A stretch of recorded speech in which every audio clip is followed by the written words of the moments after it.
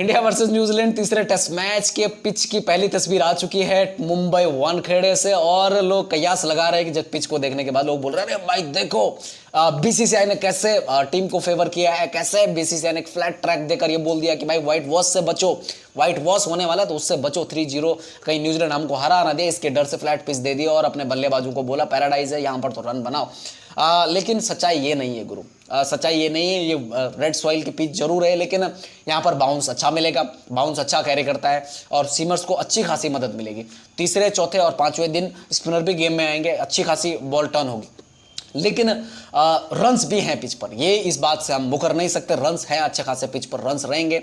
और भाई बीसीसीआई ने फेवर नहीं किया है। आप अगर खबरों की माने तो खबर ये है कि भाई टीम मैनेजमेंट ने, गौतम गंभीर, रोहित शर्मा और टीम मैनेजमेंट ने ये सोचा था, बोला कि उनको टर्निंग ट्रैक चाहिए था।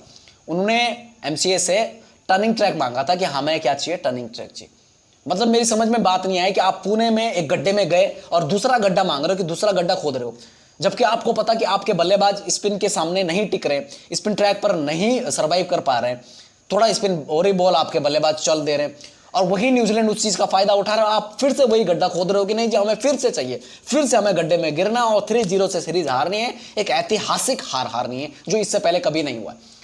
आप यही सोच रहे ना, मुझे समझ में नहीं आ रहा है। मतलब ये जो पिच है, इस पिच में देखकर मुझे लग रहा है कि हाँ एक ये बैट और बॉल की अच्छी खासी बैटल यहां पर हमें देखने मिलेगी, लेकिन टर्निंग ट्रैक की जब आप बात करते हैं तो फिर इंडिया क्या चाहता है? इंडिया चाहता है, जैसे अभी न्यूजीलैंड के स्पिनरों ने तो हमको पुणे में मतलब नानी के चने याद दिला दे, लेकिन अगर मैं बात करूं तो भाई इंडिया जब स्पिन ट्रैक की बात करता है, स्पिन पिच की बात करता है, तो इंडिया का यहां पर यह मकसद रहता है कि हमारे जो स्पिनर रविंद्र जडेजा और अश्विन भाई ये डोमिनेट करेंगे, हमारे बल्लेबाजों के लिए ईजी काम हो जाएगा, चाहे टॉस जीते हारे कुछ फर्क नहीं पड़ता, हमारे बॉलर उनको वो कर देंगे। लेकिन पुणे में किया ना उन्होंने अपना काम पूरा कर दिया था यार, 259 पर रोक दिया था उन्होंने उनको। आपने क्या किया, 156 पर सिमट गए, फिर दोबारा वो बल्लेबाजी कर रहे हैं, उन्होंने उतना खास नहीं किया, हमारे बॉलरों ने फिर से उनको तंग किया, फिर से वो किया। लेकिन आपकी जो बैटर ने बैटिंग करी ना वो खराब करी है मेरे रोहित शर्मा और गौतम गंभीर से बोलना है भाई मेरा।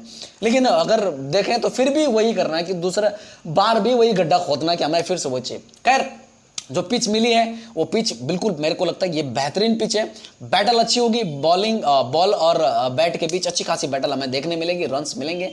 लेकिन एक्सपीरियंस और स्किल्स का यहाँ पर बॉलरों की तरफ से मैं बात करूँ, एक्सपीरियंस और स्किल्स का जो ज़्यादा अच्छे से इस्तेमाल करेगा, खास करके भाई न्यूजीलैंड के जो सीमर्स हैं, टीम साउदी, मैट हेनरी, वो लोग भाई हमारे बैटरों को अच्छा खासा तंग करेंगे।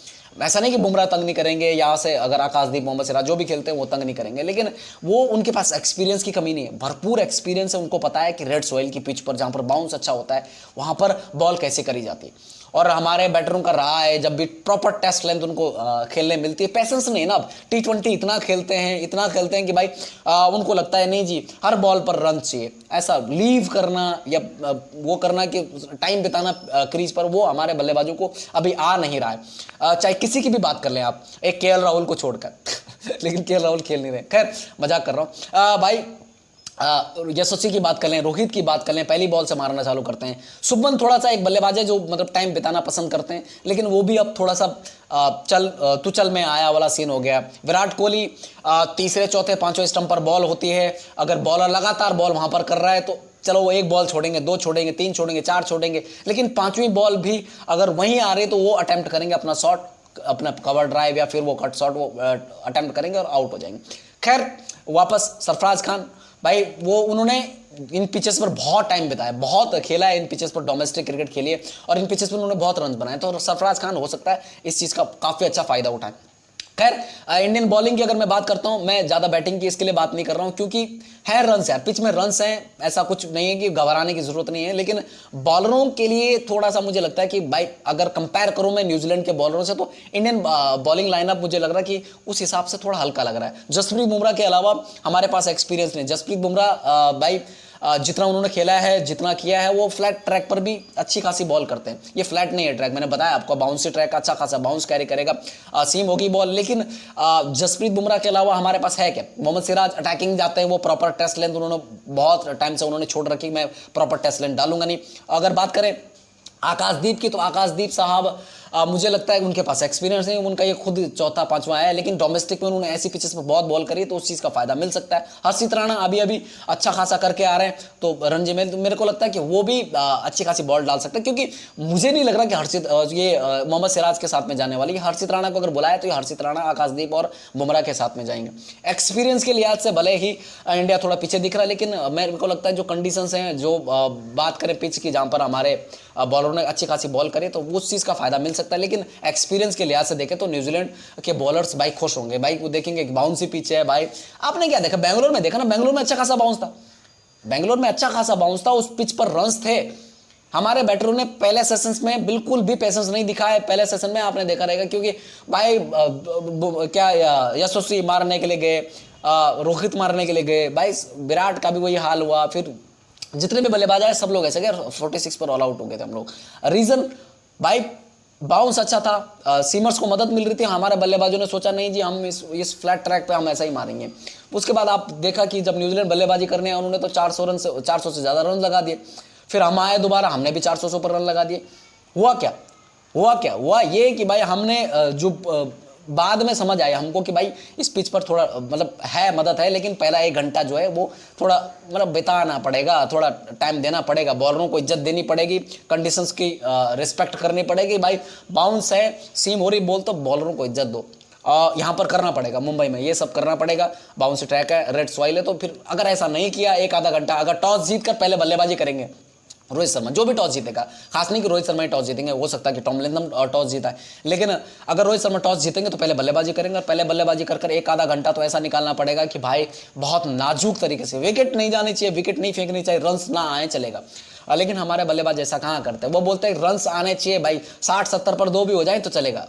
थोड़ा सोच बदल गई है, अप्रोच बदल गई है, जो मुझे लगता है जिसके कारण ये रिजल्ट जो रहा है हमारा 2-0 से, और व्हाइट वॉश की तरफ उसी वजह से जा रहे हैं। प्रॉपर टेस्ट क्रिकेट नहीं खेल रहे। आपने देखा रहेगा सुनील गावस्कर साहब ने क्या बोला था, प्रॉपर टेस्ट क्रिकेट की जब बात आ रही है तो इंडिया थोड़ा बहुत लैग कर रहा है। टाइम बिताना पसंद नहीं कर रहे बल्लेबाज, पेशेंस नहीं दिखा रहे हैं, बॉलरों को रिस्पेक्ट नहीं दे रहे हैं, कंडीशंस को रिस्पेक्ट नहीं दे रहे हैं, जिसके चलते हमें तकलीफ हो रही है। बोर्ड पर रन नहीं लग रहे हैं। अगर कोई बल्लेबाज ऐसा हो जैसे पहले, इससे पहले जाएंगे 2-3 साल पहले जाएंगे, जैसे चेतेश्वर पुजारा था, एक साइड से विकेट जाते थे लेकिन एक साइड से वो बॉलरों को थकाता रहता था। अगर वो किसी ओवर में बॉलर के सामने आया तो बॉलर तंग हो जाता, साला ये ना आए यार, दूसरी तरफ से मैं विकेट निकाल रहा हूँ, ये आ गया बीच में, वो दीवार की तरह खड़ा रहता था, टाइम बिताता था। रन्स ना आए चलेगा, लेकिन एक वक्त बाद बॉलर थक जाता है, जिसके बाद रन्स आते हैं। और भाई एक वक्त बाद विकेट भी अच्छा बिहेव करने लगती है, मतलब वो जितना बाउंस हो रहा है, वो एक बाउंस जहाँ पर बल्लेबाज अपने शॉट्स खेल सकता है, वो वहाँ तक बात पहुँच जाती है, लेकिन उसके लिए टाइम बिताना पड़ेगा। खैर देखते हैं क्या होता है। मेरे हिसाब से भाई कॉम्बिनेशन की जहां तक बात थी, बैटिंग में कोई चेंजेस नहीं होगा, बॉलिंग में चेंजेस होगा। वाशिंगटन को ये लोग बिठाएंगे, वाशिंगटन एक इजी टारगेट है, चाहे वो 7 विकेट की जगह वो पिछले मैच में पहले इनिंग में वो 7 की जगह 10 भी लेता ना, फिर भी ये लोग वाशिंगटन को ही बिठाते। रविंद्र जडेजा और आर अश्विन को खिलाएंगे, ये इनके परमानेंट है। मैं बात करूँ फास्ट बॉलिंग में, भाई मोहम्मद सिराज को मौका नहीं मिलेगा, आकाशदीप और ये हर्षित राणा और जसप्रीत बुमराह। मैंने बताया आपको एक्सपीरियंस और उसके स्किल्स के हिसाब से, स्किल की कमी नहीं है हमारे पास, लेकिन एक्सपीरियंस की थोड़ा बहुत कमी है। अगर वहाँ से बात करें, उनके पास एक्सपीरियंस भी है, और टीम साउदी मैट हेनरी, उनके पास एक्सपीरियंस भी है और स्किल्स भी हैं, और उनको पता है कि कंडीशंस का कैसे इस्तेमाल करना है। भले हमारे बॉलरों को भी पता है, उन्होंने यहाँ पर क्रिकेट खेले, लेकिन मुझे लगता है उनको थोड़ा ज़्यादा पता रहेगा रेड सॉइल पे। और जब बाउंसी पिच होती तो भाई आपको पता, जो भी चाहे वो इंग्लैंड हो, ऑस्ट्रेलिया हो, साउथ अफ्रीका हो, उनके बैटर अच्छा खेलते हैं। भाई न्यूजीलैंड भी, इनके बैटर अच्छा खेलते हैं, बाउंसी पिच पर अच्छा खेलते हैं, बॉलर भी इनके डेडली साबित होते हैं। तो खैर पिच कैसे भी बनाओ, न्यूजीलैंड अभी ऊपर ही है, क्योंकि वो 2 मैच जीत चुके हैं, सीरीज जीत चुके हैं। उनका कॉन्फिडेंस यहाँ होगा, इंडिया का कॉन्फिडेंस यहाँ होगा, क्योंकि रीजन क्या है कि भाई इंडिया इज्जत बचाने के लिए जा रहा है, वो लोग 3-0 के क्लीन स्वीप के लिए जा रहे हैं। और क्लीन स्वीप के लिए जा रहे हैं मतलब कि वो लोग आएंगे ऐसे जैसे मतलब कि वो सब कुछ तोड़ देंगे, फोड़ देंगे। लेकिन इंडिया जाएगा भाई नाजुक होके कि भाई नहीं यार, अगर तोड़ने फोड़ने के लिए गए तो कहीं 46 ना हो जाए, 46 ऑल आउट ना हो जाए, तो फिर वो नाजुक के लिए जाएंगे। हो सकता है कि वो नाजुक पने की वजह से हम और नीचे चले जाएं। तो बीच में क्रिकेट खेलनी पड़ेगी, डरना भी नहीं है, और भाई ऐसा भी नहीं जाना कि बिंदास होके भाई मारो, ऐसा भी नहीं जाना। तो आराम से दोनों साइड बैलेंस करनी पड़ेगी, पेशेंस भी दिखाना होगा, रन्स भी निकालने होंगे, ताकि इज्जत बची रहे, 3-0 के व्हाइट वॉश से मतलब बचें। क्योंकि खैर हुआ नहीं, हिस्ट्री में ऐसा हुआ नहीं कि घर पर आके किसी टीम ने हमें 3-0 से हरा दिया हो। तो वो चीज़ से बचना पड़ेगा रोहित शर्मा को, गंभीर साहब को, जो चीज़ें हुई हैं उन चीज़ों से बचना पड़ेगा। और ये मैच जीतकर भाई ऑस्ट्रेलिया के लिए हमें जरूरी है, हमारे बैटर्स के रन जरूरी हैं। ये मैच जीतकर उनका कॉन्फिडेंस लेवल जो है वो थोड़ा बूस्ट होगा, क्योंकि मेरे को लगता है कि अगर ये मैच भी हार जाएंगे 3-0 के, उससे हार जाएंगे, घर पर आप सीरीज हार कर जाएंगे, तो ऑस्ट्रेलिया में आपके पास कॉन्फिडेंस नहीं होगा, आपके बल्लेबाजों के पास रन्स नहीं होंगे भाई, वो मतलब फिर वो मजा नहीं आएगा वहां पर। आप और वहां की कंडीशंस अलग होती है, वहां पर मिचेल स्टार्क, हेजलवुड, भाई पैट कमिंस, ऐसे डेडली बॉलर्स है मैच की, वो तो भाई वो प्रॉपर टेस्ट लाइन डालते हैं, वो तो मतलब आपको तकलीफ नहीं, वो आपको नर्क फील करवाएंगे, वहां पर हेल फील करवाएंगे, मेरा मानना है। लेकिन अगर ये मैच जीत जाते हैं, विराट के रन्स आ जाते हैं, रोहित के रन्स आ जाते हैं, यशस्वी के रन्स आ जाते हैं, सुमन के रन्स, मैं टॉप ऑर्डर की बात कर रहा हूँ भाई, अपन मिडिल ऑर्डर और लोअर ऑर्डर तो रन्स बनाता ही है, वो इज्जत बचाते आ रहा है, लेकिन टॉप ऑर्डर भाई ये 4 बल्लेबाज अगर रन्स बना लेते तो इनका कॉन्फिडेंस लेवल अप रहेगा, हाई रहेगा। हाँ मैं रन्स बना के आया हूँ और भाई मेरी फॉर्म लगी हुई है, मैं ऑस्ट्रेलिया में टैकल कर सकता हूँ, तो ये मेरा मानना है। खैर अपनी राय दीजिए भाई पिच के बारे में, रन्स के बारे में, और ये मैच जीतना कितना जरूरी है उसके बारे में, और खास करके वो जो बॉलिंग कॉम्बिनेशन की मैंने बात करी थी, इस पिच पर बाउंस रहेगा, सीमर्स को मदद मिलेगी, फास्ट बॉलर को मदद मिलेगी भाई, इसका मतलब ये है कि 3 फास्ट बॉलर खेलेंगे, तो आपके हिसाब से 3 फास्ट बॉलर कौन होंगे, अपनी राय दीजिए। उसके अलावा भाई जो एक्सपीरियंस और स्किल की मैंने बात करी, भाई एक्सपीरियंस के लिहाज से हमारे पास जितने भी बॉलर है ना, किसी को मौका नहीं मिल रहा है। पिछले बीजीटी में जितने बॉलर थे, जहां थे, पीछे जो छूट गए ना, वो पीछे छूटते ही गए। हम नए बॉलर्स के साथ में एक्सपेरिमेंट करते तो जा रहे हैं, लेकिन अभी मोहम्मद सिराज जैसे, मोहम्मद सिराज को समझाया जा सकता था, बताया जा सकता था भाई यार तू कर क्या रहा है, भाई तेरा टप्पा, तू अपना टप्पा पकड़ के बॉल क्यों नहीं कर रहा। मोहम्मद सिराज अच्छा खासा बॉलर है, ऐसा नहीं कि मोहम्मद सिराज ने अच्छी बॉलिंग करी नहीं, लेकिन पिछले कुछ समय से, आप पिछले 1-1.5 साल से भाई मोहम्मद सिराज अटैकिंग वो चीज़ उसको समझा सकते थे आप, न कि ऐसे एक्सपेरिमेंट कर रहे हैं, इसको भी बुलाओ, मुकेश कुमार को बुलाओ, आकाशदीप को बुलाओ, हर्षित राणा को बुलाओ, फिर मोहम्मद सिराज को आप बिठाते बेंच करते जा रहे हैं, तो वो उसकी कॉन्फिडेंस के लिए अच्छी बात नहीं है, मेरा ये मानना है। तो भाई अपनी राय दीजिए कि भाई जो मैं बोल रहा हूँ ये सही है गलत है। उसके अलावा भाई साहब टॉस जीतकर बल्लेबाजी करनी चाहिए, बॉलिंग करनी चाहिए, और पिच आपको क्या लगता है इस पिच में क्या है? मेरे हिसाब से भाई फास्ट बॉलिंग को मदद मिलेगी, अच्छी खासी बाउंस है पिच में, तीसरे चौथे पांचवें दिन स्पिनर को भी मदद मिलेगी, 2 स्पिनर तो खेलेंगे।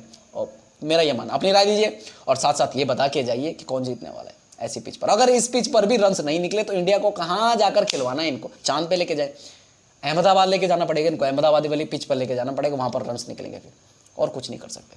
खैर अपनी राय दीजिए, अगर वीडियो पसंद आता तो लाइक शेयर सब्सक्राइब करके जाना, ठीक है। जय हिंद, जय भारत।